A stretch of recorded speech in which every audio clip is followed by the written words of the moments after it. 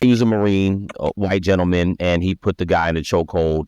Now, Gina, yeah, we all know. We all been on the New York subway, so we've all seen some craziness on the subway. So, this is a very interesting situation because, you know, I know as a man, I've had situations where, people who have mental issues sometimes, you know, they wanna threaten, they wanna say this, they say that. You never know to what extent people have a mental issue. You never know what extent Mhm. what they're gonna do. So I've been lucky enough where I just give people a certain look, like, you know, Give that crazy you can eye. get crazy too. You know Right. what I'm saying? But Yeah. um in this situation I wasn't there, but I kind of looked at it from both sides. So Jordan Neely came on the train. So some background for Jordan Neely. Jordan Neely, he was like a Michael Jackson impersonator. He used to be on the train a lot. And Mhm. I think what happened is his mom was murdered, I think back in 2014 or 15, some type Mhm. of brutal murder where she was murdered and like chopped up or something, put in a suitcase or something. And Jeez. that kind of sent him in, Spiraling. like most people would send your mind, over the cliff to a certain point. So he got to the point where he kind of would started being homeless and life kind of went downhill according to family and friends and stuff like that. So and he came on the train that day and he was like, yo, I'm ready to die or I'm not scared of going to jail. I'm hungry. Different things you might hear. It ain't nothing we haven't heard before. So apparently he was threatening. He was up in a few people's face, women and children and stuff on the train, yada yada. And Daniel Penny, he comes from behind him and puts him in a chokehold to restrain him. And Jordan Neely ends up dying. So um, Jordan Neely, Penny, Daniel Penny, they charged him, I think it was manslaughter they were charging him with. And he was on trial and he was found not guilty. So it was one of those situations where after it happened, you had a lot of you had some protests. Nothing like George Floyd, I would say. Mhm. I think people thought it was going to be to that point, but you did have some protests, and obviously his family speaking out, and his family is suing Daniel Penny civilly. Mhm. So it's an interesting case because the reason I bring it up is that you have those situations where sometimes you don't know what people are going to do. I don't recommend putting my hands on anybody, but at the same time, it's kind of like give you a reference point. So 2 weeks ago, there was a guy who had some mental issues that went around stabbing these three people in Manhattan. He killed three Mm. people randomly. This is in Midtown Manhattan. Yeah, I heard about that on the You know what news. I'm saying? So Mhm. it was one of those situations where you don't know what somebody's going to do. So I'm not Mhm. justifying what happened, but sometimes you just don't know what people are going to do. So Right. Right, you right, know, right. Yeah. Uh, you know, it's a difficult situation because in the moment, you don't know what a person is thinking. You don't really know what a person's mindset, what their level of either fear or feeling like they're helping. Um, I think, in the very least, he was negligent, especially if you have a certain skill set and you know or should have known that this skill set could take someone's life, Mhm. then that's a negligent thing. But on the flip side of that, I guess, I don't know if you want to call it devil's advocate or not. It's like, well, what would any of you do if you were in that situation? Someone comes on the train and let's say they're threatening people who are in front of you or next to you, and you feel compelled to intervene. right? And I mean, what would you do in that situation? And I'm gonna throw this out there. Okay, again, you don't know what would any of you do if you were in that situation and someone's acting a fool on the train and you feel like you need to intervene? And two, would this have been as a big a deal if Daniel Penny was black? Well, Is that's the it is question. it is it is it a bigger issue because he is white and Jordan Neely is black? Would it have had the same impact? Would people be thinking the same things? Mm. That's a good question. I don't know. I don't know because I think that you always they're always going to throw a racial component into it. But yeah, I think it's more about like, so I'm gonna share this real quick and then I'll let y'all rock. So about this was back in the summertime. So we were at the gas station. It was me and the kids were in the back seat, and then Faith was, I don't know why, but Faith was followed. She was in her car. She was behind us, and we were at the gas station anyway. So I'm getting gas. Normal day, summertime, windows down, and this guy he wrapped up. He's like, can I get some money? Can I get a couple dollars or whatever? I don't. Who cares cash? I don't have cash on me, so I can't cash app you. And I'm not gonna cash app you. So as normal, I don't have any cash. So he was like, in Jersey we don't pump gas, so it's a gas attendant pumping the gas. So I'm just sitting in the car. And then the guy's like, "Oh, you can't help me? Oh, you can't help me?" I was like, I said, "No, I don't have it. I don't have any cash." And then he just like, "Oh, you can't help me." And he kept walking closer to the car. He had a lot of bass in his voice, and so I'm like, obviously he got something going on. I get it. I don't know to what extent he has stuff going on, but I know I have my kids with me. So one thing I don't do is if I have my kids with me, Right. I'm not playing around. So Mm. usually I just give a look, but I guess he thought it was sweet. So I said, "Look, man," I said, "don't make me get out this car. Don't you see my kids are right here? Well, you can't help me." And he's coming closer and talking. I said, "Man, don't make me get out of this car." And I got out the car. And as soon as I got out of the car, he started to walk away and scurry a little bit. And he wasn't a little guy either. He was tall, definitely taller, and he wasn't a little guy. But man, when I got out that car, I was like, "Dude, my kids are right here. You're talking a little tough." But anyway, point being is that I know he obviously had some issues, right? But the thing is that you don't necessarily know what someone's gonna do. So, and I was Alicia, I was actually, I'm sure you're aware, I was talking about how a couple weeks back there was a guy who had some mental issues that stabbed like 3 people in Manhattan. You Oh, I know, didn't hear. I don't know if I heard about that one.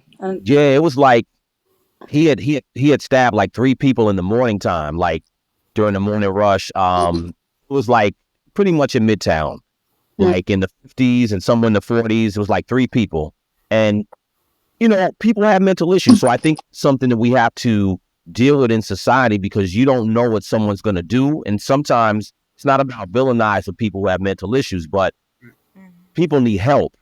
And sometimes people might be more dangerous than you even realize. You know what I'm saying? So Mhm. Um, so I think in that scenario, it's not as cut and dry as him choking him out. I think it's at the same time, it's a situation where the stuff that he was saying, he might have felt like, let me restrain him. Now, I'll say this and I'll be quiet. The only thing is that if you're gonna put your hands on somebody, same thing with this guy who was threatening me at the gas station.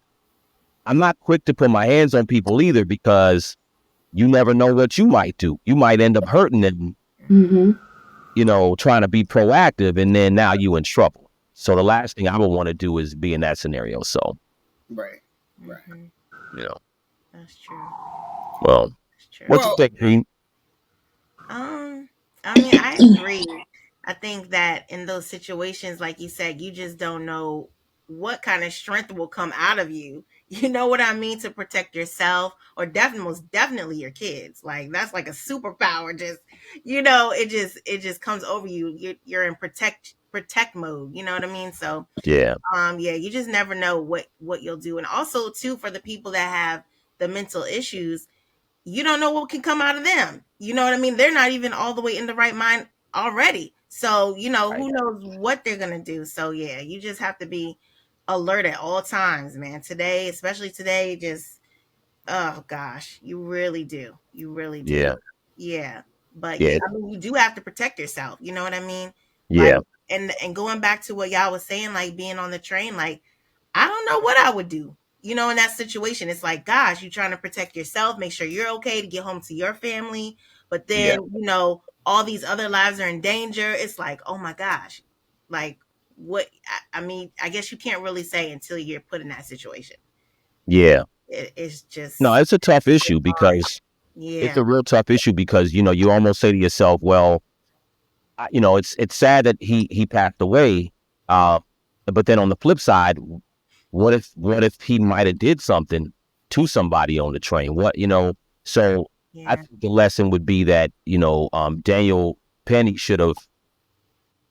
I mean, you can restrain people. I just think you got to make sure you're not on their neck like that because at the same time it ends up becoming a tragedy.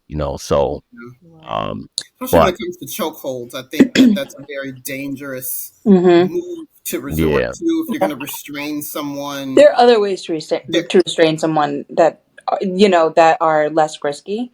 And I used to absolutely. work in a psychiatric unit, so they restrain people on a daily basis. I mean, obviously, it was set up in such a way where they were equipped to do that. They had a whole process. They had a certain way. They were tying people to beds. But I mean, it's like you never know what you're going to do in a situation like you both were saying. But I mean, and I was robbed at gunpoint one time, and I would have never thought, in Irvington, New Jersey, and I would have never thought that I would have done what I did, which was argue with him over my makeup. I was like, "That's my makeup. You don't even wait, need that. That's not your wait, tell, color. What are you gonna?" And he was do like, do "It's tell, just give me the do bag." And I'm like, "But that's my makeup. I don't. I'm just get." I was like, "It's not even money. Look, it's my makeup." And he was like, "Give me the bag." And so you would just never know what you're gonna do. But I think that I mean, Penny was. I mean, wasn't he a Marine? So I yeah, mean, aren't they kind of trained to kill? And they Right. have a certain. There's a certain look. You're dealing with a person of a certain profile. You know what I mean? Like you can't. I don't think we can. Um, I don't. This wasn't. You weren't. You're not talking about some 65-year-old woman. Trying to restrict. This was like a younger, healthy white Marine. Like I don't know. I mean, I think you. I don't know if you can totally um dismiss the racial aspect of it and also the mentally healthy able-bodied person versus not. So I don't know, Hmm. there are a lot of things to consider there. And yeah, like you said, you Yeah. have to know, there are definitely other ways to restrain. He could have grabbed his yeah, arms, he could have pushed him up against the wall. There are just so many ways I could just list right now. So right, Totally. yeah. Totally yeah. agree. No, Yeah. that's a great point. And Alicia, how long did you work in the psychiatric I was there facility? like 6.5 years, I think. Oh, In okay, Jersey, okay. So yeah. you've seen plenty Been of a lot, yeah. restraining. Oh yeah, definitely. But they have a whole way that they do it. It's a little different, but Oh, it's a real issue. There's a lot of mentally unstable people. I hmm mean, in New York alone, with high homeless populations in New York, California as well. So it's a big Same issue. here.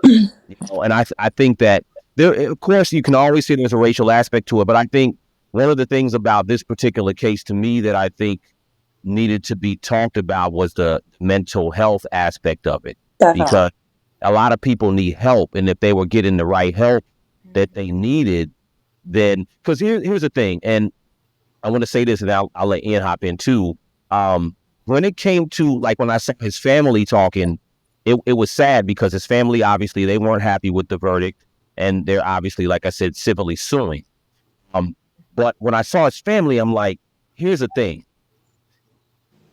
I here's the thing. Okay, so when you have a family member who has mental issues, if you don't try to get them help and you know they're in the street, they're gonna end up in a situation where their life is in danger. That's the only thing. So I'm not saying he definitely, didn't deserve for nothing to happen to him, but to me, one of my things I was thinking in my head, I was like, where were y'all before?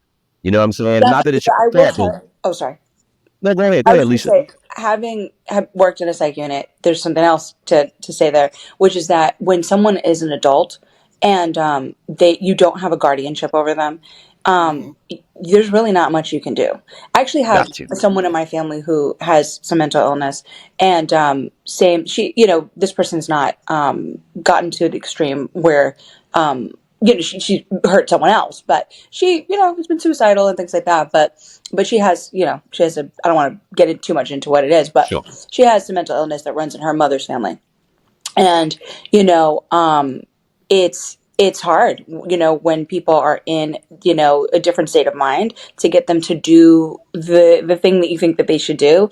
And there's really not much you can do. If you tell the cops, you call the cops or call, like, a doctor or whoever, and be like, oh, well, they're doing this or doing that, they're going to be like, well, bring them in. Or, like, unless they're a very clear danger to someone else or to Mm-hmm. themselves, they're not going to go just pick them up off the street No. and bring them to a hospital. So there's only so much you can do. Now, I don't know the circumstances, and I don't know if they tried to help him.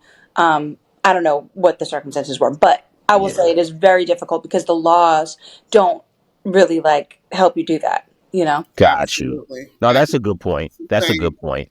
It That's a was the very good same in point. Illinois, with the same thing. If you're not, as an adult, unless you have some sort of power of attorney or guardianship over them, there's not a whole lot the police are going to do unless they are demonstrating that they are a clear and present danger to themselves. And at that point, they put them on what's called a Baker Act. They'll do what's called a Baker Act, which is a 72-hour psych hold. Okay. And if they're still not able to right themselves within that 72 hours, then a doctor can deem them, put them on an additional psych hold. But Mm-hmm. that takes time. There's a whole process to Usually takes that. a Yeah. court, like a judge, to do it. There's a Yes, whole it takes a thing. judge. It takes a lot. Usually, even just to get the Baker Act in place, sometimes you have to swear an affidavit that this person has demonstrated a certain type of behavior in front of you. You got to sign the paperwork at the hospital. It's so much, and I say that because I actually went through it. You got to go through it, and then if the person is like, if they quote unquote seem okay, then they just let them go. Hmm. And then it's just back to Right. the same Right. cycle. And then they're on their street. They can make their own decisions. If they're not in their right mind, but you have no power over them, they can go off and wander around. You don't know where they are or what they're Well, doing. that's what's tough about it because I feel like, you know, I say that, it's not just the people that they could hurt that are in danger. I think they're in danger. Definitely. Absolutely. But the You other know what thing I'm is, saying? And they're in danger because of things like that happened on that subway. I don't think that Daniel Penny meant to kill him. I don't believe that based on what I saw. Um, but I do think that scenarios like that, it should have been a little different. But I think scenarios like that, unfortunately, He was can't reckless. happen. I mean, most scenarios, and I'll let you rock. Most of the time when I've seen some, because we've all been on the train and stuff like that, and had people say all types of crazy stuff, and typically it's not like I'm ready to die or I'm ready to go to jail for life. Those things that I heard that he was saying made people feel like there was an imminent threat, quote unquote. But we've heard stuff like that before, and it's like when you see that happen, most of the time people just kind of look and don't really say much, or the fellas may give the guy a look or say, yo, you better move on or whatever it is. But usually it doesn't come to someone putting their hands on them. But, in that scenario, he went ahead and did that. And, I just think it's a Unfortunate. sad scenario. It's a sad situation. Unfortunate I outcome. don't think needs to get to that point Mhm. most of the time. So, Ian, what you think? Well, Yaya touched upon a point earlier on, and you guys were talking about if the racial makeup were different, would it be a story? If uh, the person who killed that person were of the same ethnic background, would it be a story? Also, if the ethnicities were in reverse, would Mm, the Right, would the what would be? outcome be the same? right, And sadly, in this country, in the state of the historical factors, as we don't know the answer to that question. To this day, um, we know there are two Americas. right. especially, like as that book I read years ago, Black Robe, White Justice, or something to that effect. And that seems to be the case in a lot of cases. So why did it play up so much? Because the media, like everything else, they're going to play up on anything racially charged. Right. Because that's the story, and they're going to play up on it. Uh, Did they it matter though? That's the big question for me, I and guess. and Did it and really and matter? and my my question more so in the whole thing is, was that mentally ill person that much of a threat to warrant that, Right. to warrant the need of physical restraint, much less the choke? Um, and if you were strong enough to hold him, are you strong enough to hold him, Marine? Uh, were you strong enough to hold him, restrain him without having to restrain him around his neck? Mm, Um, so, in my understanding, it was he also has some Brazilian Jiu-Jitsu training. mm, So, nonetheless, um, the fact that we have questions that are going to be questions, because if the racial component were the opposite, we don't know what the outcome Right. would have been. It could have been like the black Milwaukee police officer who mistakenly shot the white woman, and he got Right. 12-year sentence. Um, and you know, it's far and few between. I mean, we only got one case we can hang our hat on to a certain degree, like say in O.J. Simpson, the first trial, and people don't want to, the reason why, like everybody, and I'm sorry, I'm going off on a tangent in that direction, but it kind of plays to the racial point because the news were keyed in on like black folks in this group, maybe on the HBCU campus at the time, and white folks in other places waiting for the verdict.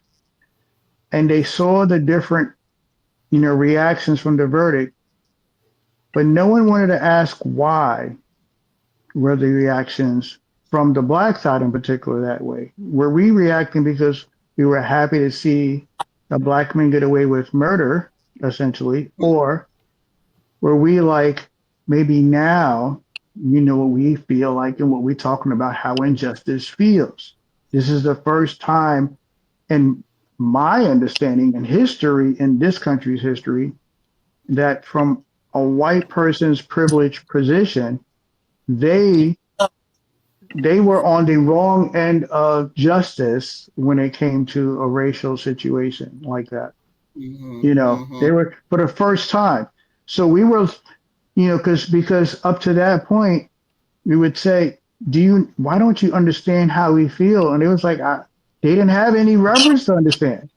But now Right. that was a reference at that time. It was like, now do you get it? Like, at least that's one of the reasons why I was cheering, Right. Well, So, we were coming off the back of Rodney King shortly, before the O.J. Simpson But verdict. that was the times. It's definitely the times of the 90s, Right. but I think the question is,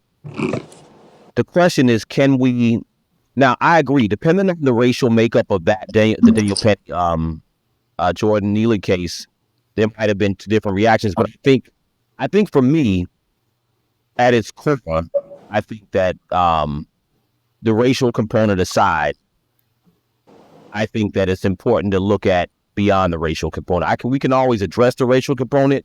I have no problem dealing with that, but I do think that sometimes if we only deal with the racial component, we miss the other main issue. And I think the bigger issue in that case, to me personally, was the mental um, the mental problems and that issue that we have in the city, because excuse me, in America, because like I said, that case that I brought up a couple weeks before that, where there was a gentleman who had mental issues, who killed, he stabbed 3 people in Manhattan.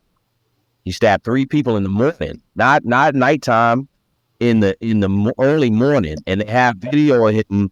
He had to get in his knives. He had big butcher knives ready, and he had planned to do it. I don't know if you call it premeditated per se, but it looked premeditated, and he had mental issues. He had been arrested 8 different times in the last, I think, year. He had real issues, and he killed 3 people, and that wasn't necessarily. I don't know the race of the victims, but that conversation wasn't racial. Although he looked like he was black, light skinned black. Well, he had color to him, and I'm sure whoever he killed was probably, at least one of the 3 were probably white. We're talking about Manhattan, early morning. So, but that issue in and of itself isn't racial per se. It's more about a mental health issue. So I think that part is important just as much, or if not more, for people to look at, in my opinion. You know what I'm saying? So, If I may, I hear you, and you are correct.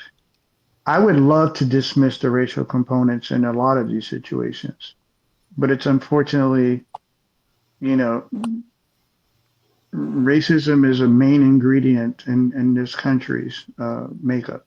Ian, I don't suggest to dismiss it.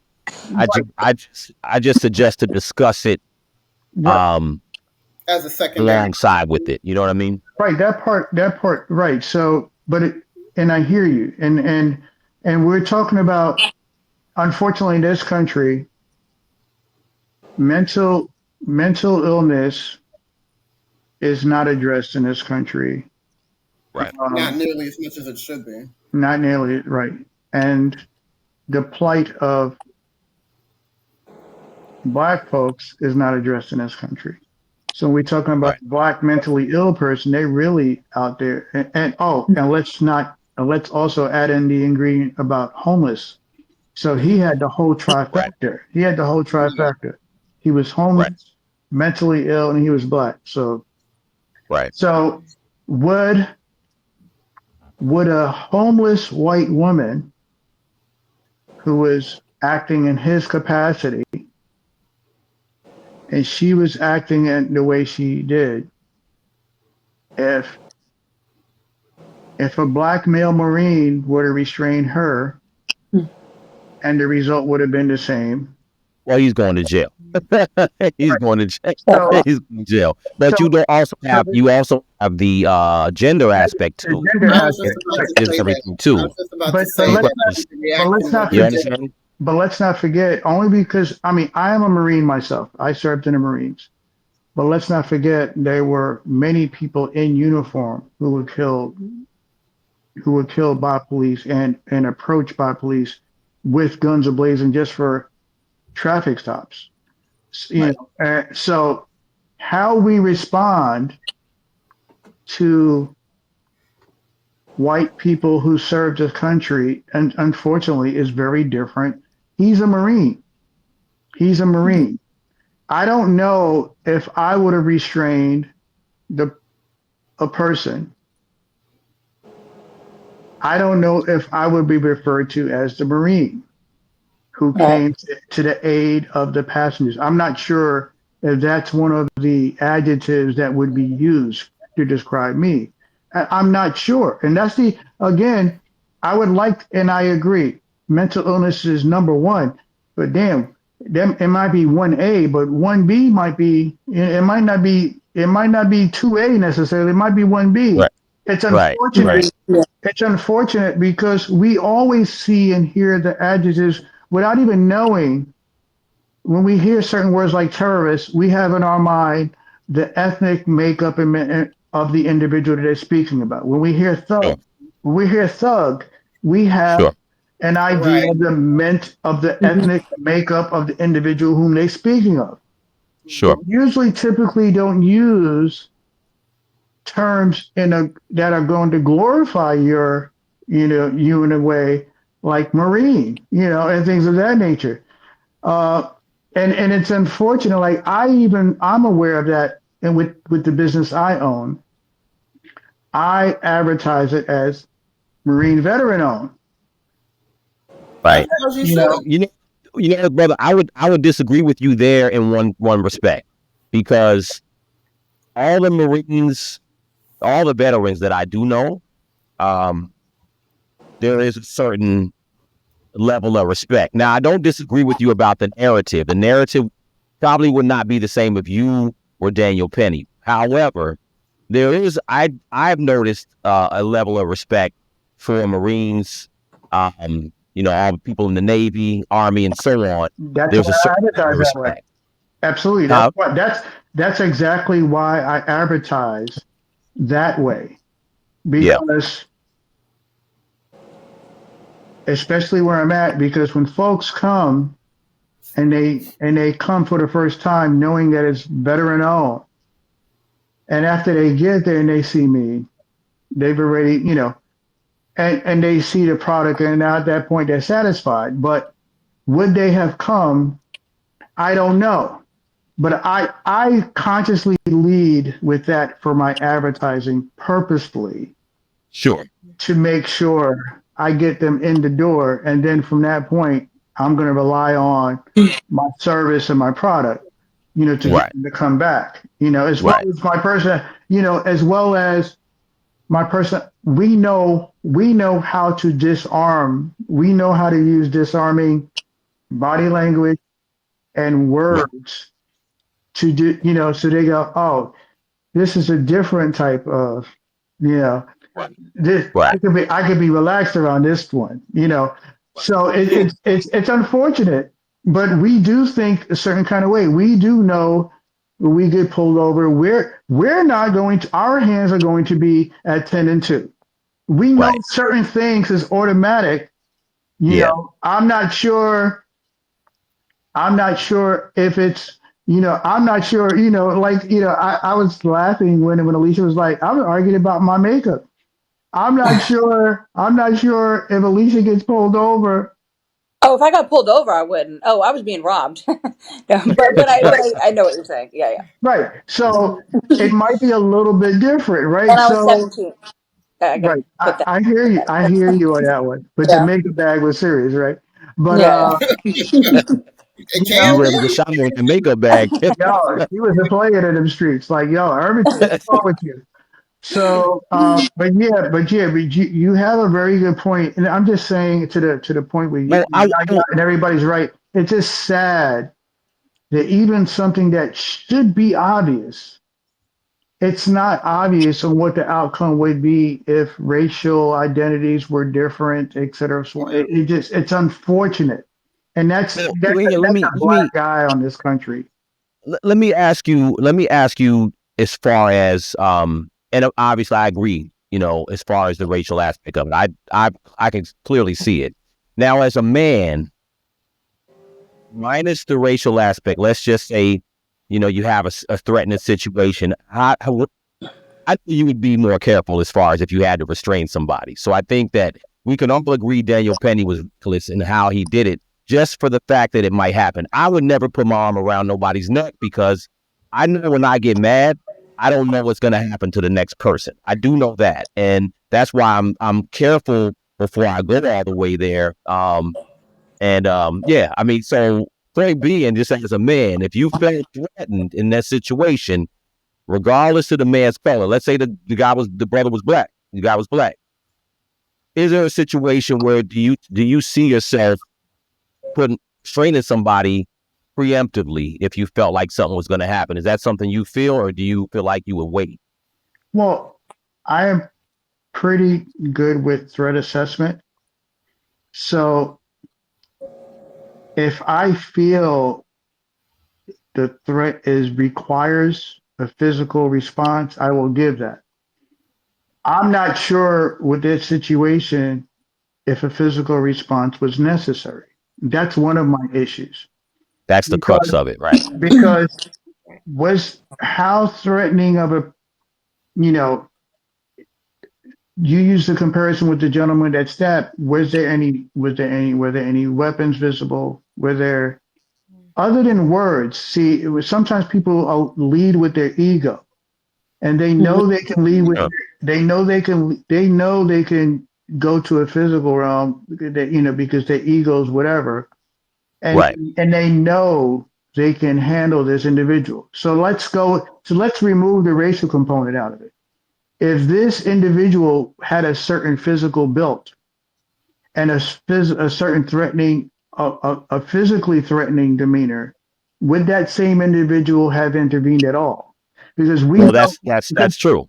see, As as because men, we know, right, we always figure out what we're gonna do. Now, as men, that's just true. Like if the person is way bigger, you might be like, "Yo, stop that, chill." Just because the reason why I'm you know, asking that, because we're quick to, label somebody as courageous, a hero, this and the other, based because they involve themselves.